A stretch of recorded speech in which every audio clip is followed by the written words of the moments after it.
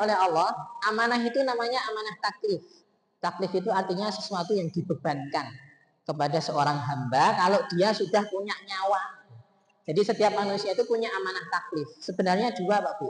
Amanahnya itu dua. Satu sebagai hambanya Allah, dua sebagai khalifahnya Allah. Tapi yang kita bahas tadi, bahwa antara kita dengan para nabi dan rasul itu punya ketersambungan yang sama, maksud hidup yang sama, fungsi hidup yang sama, visi misi hidup yang sama, sama-sama sebagai Bani Adam, yakni harus paham bahwa kita adalah khalifahnya Allah. Sehingga Pak Bu ya, kita itu sebagai Bani Adam maka punya tanggung jawab untuk menjaga amanah yang Allah titipkan pada diri kita berupa ketauhidan. Ya. Kita punya amanah, punya tanggung jawab untuk menjaga amanah yang disampaikan pada diri kita adalah dengan menjaga ketauhidan. Tauhid itu apa Pak Ibu? Tauhid itu apa? Ya betul. Tauhid itu artinya mengisahkan Allah. Kan kita dulu sudah pernah berjanji itu ya di alam roh ya, sudah pernah ya materinya ya. Sudah di alam roh kan kita sudah berjanji. Wa id akhadha min bani adama min zuhurihim dzurriyyatahum wa asyhadahum ala anfusihim alastu birabbikum qalu bala syahidna. Saat itu Allah sudah menetapkan satu ketetapan bahwa setiap Bani Adam yang hendak lahir di dunia itu sudah Allah kasih satu sumpah. Ditanya, alastu birabbikum, benarkah aku ini Rabbmu, benarkah aku ini Tuhanmu? Seluruh manusia sebelum lahir itu menjawab, qalu bala syahidna. Benar ya Allah, kami bersaksi. Sehingga Pak Bu, kita lahir itu sebenarnya dalam kondisi yang fitrah. Fitrah itu artinya masih dalam kondisi yang originalitasnya itu masih terjaga. Masing-masing dari kita Pak Bu, artinya punya memang cenderungnya itu pada kebaikan-kebaikan gitu maksudnya. Jadi manusia yang cenderung kepada kejahatan itu sebenarnya enggak ada. Nah, baru nanti dalam proses dinamika kehidupannya, perjalanan kehidupannya, kok ada ternyata manusia yang cenderung pada kejahatan, maka itu sebenarnya fitrahnya telah terkotori gitu maksudnya. Tapi aslinya manusia, asli originalitasnya manusia itu punya janji sama Allah, punya komitmen sama Allah, bahwa saya akan menuhankan Allah, akan mengesahkan Allah, sehingga lahir itu punya amanah yang sama. Semua manusia amanahnya sama. Apa tadi? Untuk menjaga ketauhidannya. Karena juga kita sebagai khalifahnya Allah yang harus bertanggung jawab atas kualitas kepemimpinan yang ada dalam diri kita. Bapak Ibu rahimakumullah, sampai sini bisa dipahami betul? Bisa nggih? Jadi apa yang menyebabkan kita itu bisa nyambung Pak Bu dengan para nabi dan rasul? Apa?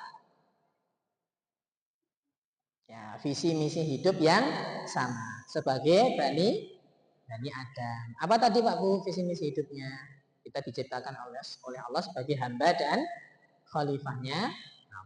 Itu Pak Bu ya. Jadi sebenarnya kita itu nyambung sama Nabi dan Rasul. Cuman kadang-kadang kita nggak paham tentang ketersambungan itu.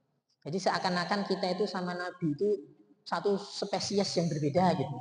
Jadi mungkin Nabi itu manusia, kita bukan manusia mungkin ya. Padahal kan sama-sama manusia. Bahkan Rasul sendiri yang mengatakan, ana basyarun mitrukum. Aku ini manusia sama seperti kamu, bisa makan, bisa minum, bisa sedih, bisa bahagia, Bu. Kan sama potensinya. Artinya memang kita sama Nabi itu sama-sama manusia dan sebenarnya nyambung gitu antara kita dengan para Nabi dan Rasul. Ya Bapak Ibu jamaah rahimakumullah. Jadi yang pertama itu ya landasannya bahwa untuk menjadi penerus risalah Nabi itu kita harus sama-sama paham bahwa mau tidak mau kita menjadi penerus Nabi, kita itu tetap nyambung sama Nabi, sama Rasul. Karena memang kita punya visi misi hidup yang sama sebagai Bani Adam. Kemudian Mbak Bu, pertanyaan berikutnya atau poin berikutnya, sebenarnya apa yang dibawa oleh Nabi dan Rasul? Sehingga kok harus kita meneruskan? Sebenarnya apa yang dibawa oleh para Nabi dan Rasul? Kok tiba-tiba kita disuruh meneruskan, kan gitu? Coba Pak Bu, kalau ada seorang ayah punya bisnis perusahaan, kemudian anaknya disuruh meneruskan, berarti disuruh meneruskan apa? Perusahaannya, kan jelas Pak Bu ya? Sekarang kita itu disuruh meneruskan risalahnya Nabi. Pertanyaannya Pak Bu, apa yang harus diteruskan? Coba Pak Bu, apa yang harus diteruskan? Yang harus diteruskan apa kira-kira? Nah, makanya ini perlu satu ilmu yang harus sama-sama kita dapatkan. Apa yang dibawa oleh para nabi dan rasul itu sudah jelas Pak Bu ya di dalam surah Al-Fat ayat 28 diantaranya. Dan banyak surat yang lainnya Allah mengabarkan pada kita bahwa huwallazi arsala rasulahu bil huda wa dinil haq yuzhirahu 'ala dini kullih walau karihal kafirun.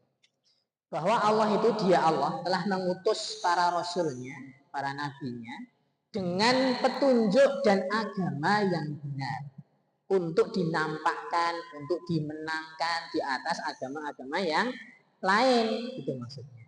Jadi Pak Bu, apa yang dibawa oleh para nabi dan rasul?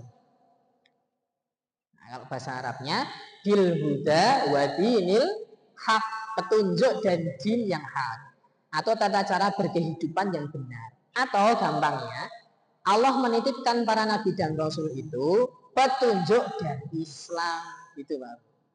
Sehingga kalau ada pertanyaan, apa yang dibawa oleh para nabi dan rasul, Pak Bu? Jawabannya adalah Islam. Itu Pak Bu, sebenarnya simpel. Jadi yang dibawa oleh para nabi dan rasul itu adalah Islam. Maka ada pertanyaan berikutnya. Lantas apa yang dimaksud dengan Islam? Kan gitu Pak. Coba Bu, saya tanya.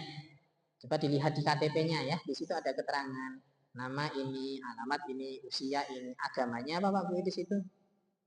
Islam. Pertanyaannya, apa itu Islam? Pak Bu, sudah Islam kan ya? Sudah sholat, sudah zakat, sudah puasa, kayaknya haji yang belum ya. Tapi pertanyaannya Pak Bu, apa itu Islam? Kan yang dibawa oleh para nabi dan rasul Islam. Itu artinya yang harus kita teruskan apa Pak Bu? Yang harus kita teruskan apa? Ya Islamnya kan. Cuma pertanyaannya, apa itu Islam? Ajaran, apalagi? Apalagi Pak Bu, apa itu Islam? Ya, kalau kita lihat dari segi maknanya, Islam itu artinya berasal dari kata aslama yuslim. Artinya berserah diri, tunduk patuh, taat sama Allah, itu artinya Islam. Jadi agama Islam adalah agama yang mengajarkan kita untuk tunduk patuh, berserah diri kepada Allah, gitu maksudnya. Jadi kalau kita ngaku Islam, malah harusnya kita menjadi orang-orang yang tunduk patuh atau taslim terhadap Allah Subhanahu wa taala. Gitu. Sehingga yang dimaksud daripada Islam adalah tadi makna secara umumnya bahwa Islam itu satu aturan kehidupan yang kita pakai untuk menyelamatkan kehidupan kita, baik di dunia maupun di akhirat. Dan nanti aspek-aspeknya banyak. Ada aspek akidah, ada aspek syariat, ada aspek akhlak. Itu bagian daripada Islam. Sehingga kalau kita memahami Islam, Mbak Bu, jangan dipahami bahwa kalau sudah sholat 5 waktu, pasti Islamnya sudah bagus. Belum tentu. Kalau sudah puasa rutin Senin Kamis, puasa rutin setiap setahun sekali, itu rutin tuh ya. Setahun sekali rutin 30 hari, itu juga belum tentu menjamin kalau Islam kita itu sudah sempurna. Karena memang aspek Islam bukan hanya masalah ibadah ritual gitu. Hubungan kita sama tetangga, hubungan kita sama istri, sama ayah, sama anak.